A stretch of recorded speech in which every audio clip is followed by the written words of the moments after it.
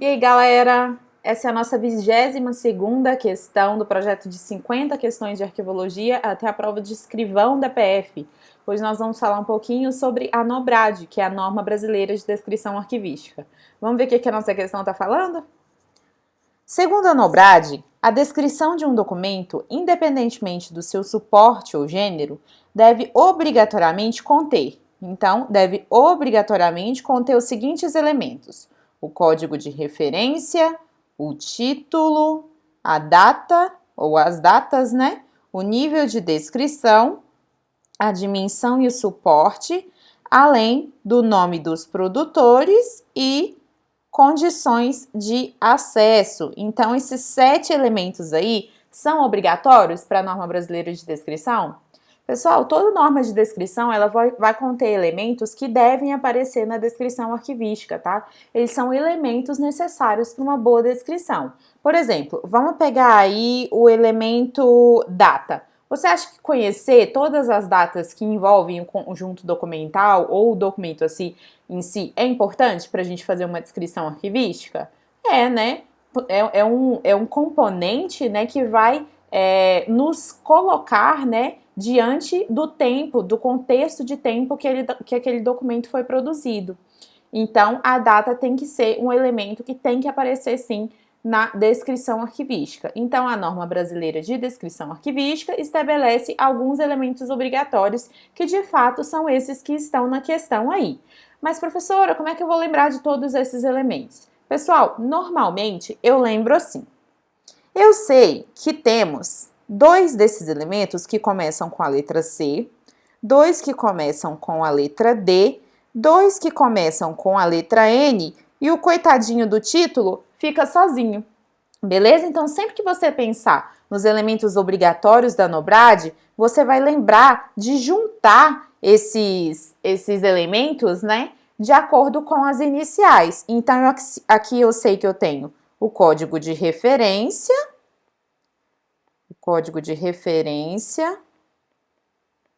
tá aqui, né? Código de referência é o número 1 aqui. Eu também sei que eu tenho, iniciando com a letra C, condições de acesso aos documentos. As condições de acesso, tudo bem? E com a letra D, professora, o que está iniciando com a letra D? Dimensão e o suporte. Então, dimensão e suporte do conjunto documental, além de datas. Então, data ou datas. E com a letra N, nome dos produtores, nome do ou dos, né? Produtores ou produtor, além de nível de descrição. E quem fica sozinho? Coitadinho do título. O título vai ficar sozinho aí, a gente vai lembrar dele sozinho.